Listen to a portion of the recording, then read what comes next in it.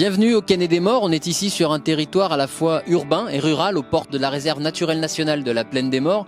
Le Canet des Morts, c'est une situation géographique centrale à 1 heure de Nice, de Marseille, de Toulon ou de Saint-Tropez. C'est aussi un carrefour routier avec le passage de plus de 5 millions de véhicules chaque année.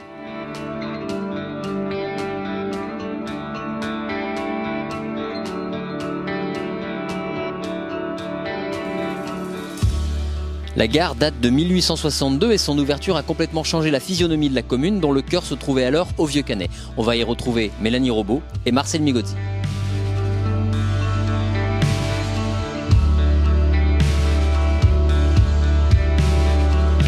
Le Vieux-Canet est un site qui est occupé depuis des millénaires. Effectivement, on retrouve des traces d'occupation depuis la préhistoire, le néolithique, mais la place telle qu'on la connaît et qu'on la voit aujourd'hui, c'est un héritage direct du Moyen-Âge. Au Moyen-Âge, on est sur un habitat perché fortifié qui s'appelle un castrum. Ici, on est sur le castrum de Caneto. Évidemment, plein de choses ont changé depuis, mais principalement, nous avons les remparts et l'église qui date du XIe siècle, qui sont encore témoins de cette époque médiévale.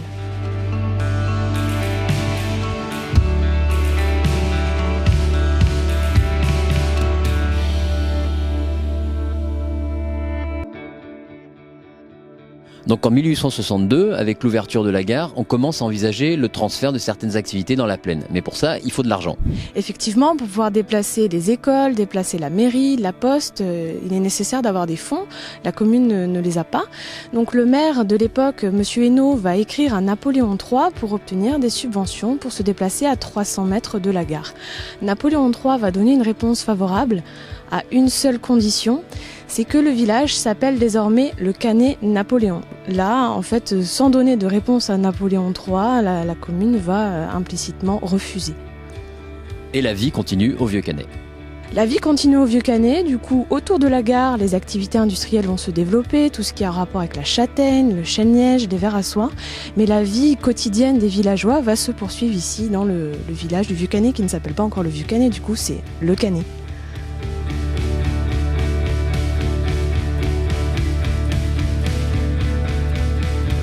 On va partir pour une visite guidée à l'intérieur du vieux village.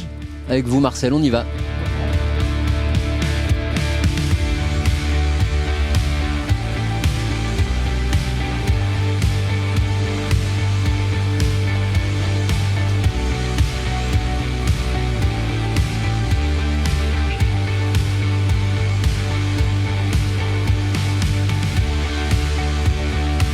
On se trouve ici sur la place centrale du village. Effectivement, c'est le cœur de l'ancien village moyenâgeux. Et nous avons sur notre droite les communs du château qui a été détruit à la Révolution française, les communs qui abritaient les habitations des domestiques, l'écurie, le poulailler, etc. et qui ont été transformés ensuite en mairie et en école, c'est-à-dire les bâtiments administratifs du Canet. C'est parce que le chef-lieu était ici. On trouve aussi une vieille citerne au milieu de cette place. Le Canet était privé d'eau. Il y avait des sources, 3 sources au bas du Vieux-Canet, mais il n'y avait pas d'eau sur le Vieux-Canet. Donc, on a construit des citernes. Ici, la citerne principale, une autre citerne sur la placette. Et cette citerne était alimentée par les eaux des gouttières qui venaient notamment ici de l'église.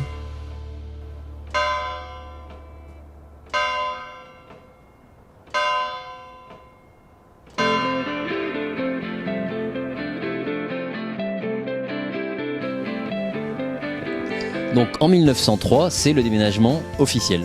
Après à peu près 40 années de discussion autour de ce transfert du chef-lieu, officiellement, le chef-lieu du Canet va être transféré au quartier de la gare, ce qui signifie qu'on va déménager les écoles et la mairie. À ce moment-là, la commune s'appelle le Canet du Luc, ce qui pose un peu des problèmes au niveau de l'identité. Les Canetois ont un petit peu envie de s'affranchir du Luc, qui est la commune à proximité, et d'avoir un nom qui leur est vraiment propre.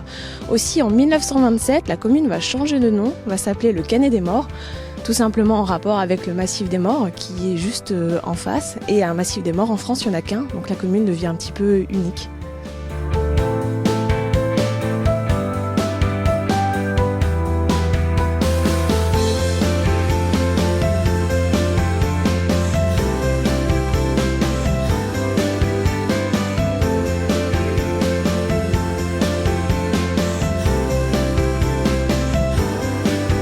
Après le déménagement, pour autant, la vie ne s'arrête pas au village, les commerces continuent leur activité. Il y avait très peu de commerces au Vieux-Canet. La plupart des commerces étaient descendus au quartier de la gare. Mais il restait ici encore 2 bars notamment. Le bar du Rocher, tenu par Madame Buscaille, et le bar de Canova, dans le château du Roger. Et Madame Buscaille organisait le samedi soir un petit bal qui réunissait les habitants du Vieux-Canet, et notamment les mineurs, parce que les mineurs italiens étaient venus en grand nombre au Vieux-Canet et avaient redonné une vie importante à ce vieux rocher. Et le village n'est pas pour autant abandonné avec l'arrivée de l'électricité par exemple ? Le village n'a jamais été abandonné. En 1930, l'électricité arrive. En 1965, c'est l'eau potable.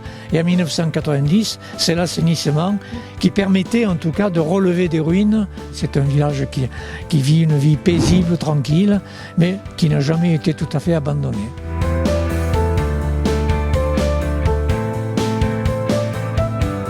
Aujourd'hui, le Vieux-Canet jouit d'une attractivité touristique importante avec plus de 2000 visiteurs chaque année.